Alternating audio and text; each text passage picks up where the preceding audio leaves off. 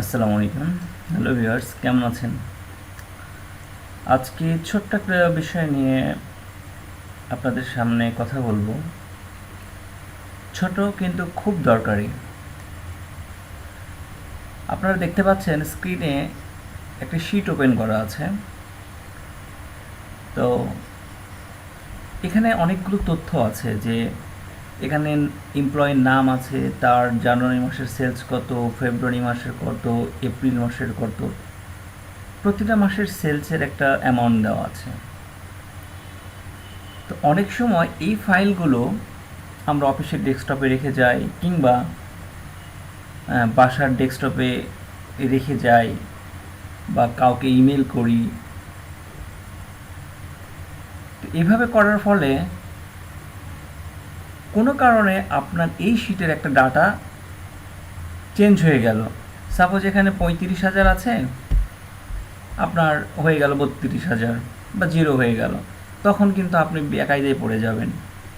তো আপনি কাউকে একটা শিট ইমেল করলেন, সে অথবা আপনার এই ডাটা শিটটাকে কোনো তথ্য পরিবর্তন করে প্রেজেন্ট করতে পারে। তো এই ধরনের বিড়ম্বনা থেকে বাঁচার জন্য আমাদের ছোট একটা ট্রিক্স আমরা ইউজ করব। মাইক্রোসফট এক্সেলে এই এক্সেল শিটে এই ফর্মুলাটা দিয়ে দেওয়া আছে, যা আপনাকে অতি সহজে আপনার এই শিটকে প্রোটেক্ট করে দিবে। অর্থাৎ কোনো কিছু করে আপনার এই শিটের কোনো ডাটা পরিবর্তন করা সম্ভব নয়, যদি না আপনার গোপন নাম্বার অর্থাৎ গোপন পিন নাম্বারটা থাকে।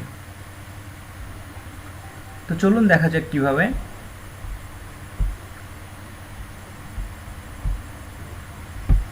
এই শিটের দেখেন, আমি রিভিউ নামের যে অপশানটা আছে সেখানে প্রবেশ করেছি।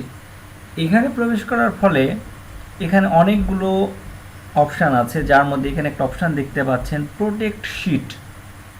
প্রোটেক্ট শিট, এই প্রোটেক্ট শিটটাতে আমরা ক্লিক করার ফলে এখানে একটা পাসওয়ার্ড চাইবে। এখানে বিভিন্ন নিচে দেখেন বিভিন্ন ক্যাটাগরি আছে, যে আপনার কলাম বা ফরম্যাট বা ইনসার্ট এইগুলো প্রোটেক্ট করবে, কিন্তু আমরা পুরো শিটটাই প্রোটেক্ট করে দিব। এবং এই শিটটা আনপ্রোটেক্ট করার জন্য একটা পাসওয়ার্ডের প্রয়োজন হবে, যেটা শুধুমাত্র ক্রিয়েটর নিজেই জানে। সাপোজ আমি এখানে ইউজ করলাম 4টা 5 ইউজ করলাম। করার পরে আমি ওকে করব। ওকে করার পরে আবার বলতেছে যে রিএন্টার পাসওয়ার্ড টু প্রসেস, অর্থাৎ আপনাকে আবারও পাসওয়ার্ড দেওয়ার জন্য বলতেছে। তো আমি আগে যে পাসওয়ার্ডটা দিয়েছিলাম সেম পাসওয়ার্ড কিন্তু এখানে দিতে হবে, ভুল দিলে কিন্তু আসবে না। এরপরে ওকে করে দিলাম। এখন কিন্তু এই শিটটা প্রোটেক্ট হয়ে গেছে। আপনি এই শিটটা যাকেই ইমেল করেন না কেন বা যেখানে রাখেন না কেন, এই শিটের কোনো তথ্য কিন্তু কেউ পরিবর্তন করতে পারবে না। দেখা যাক, এই যে দেখেন কোনো জায়গাতে কিন্তু এগুলো কিন্তু সব ব্লক হয়ে গেছে। এগুলো ব্লক হয়ে গেছে, কোনো জায়গাতে কোনো তথ্য পরিবর্তন করতে পারবে না। আমরা রিভিউতে যে দেখি যে সম্ভব কিনা।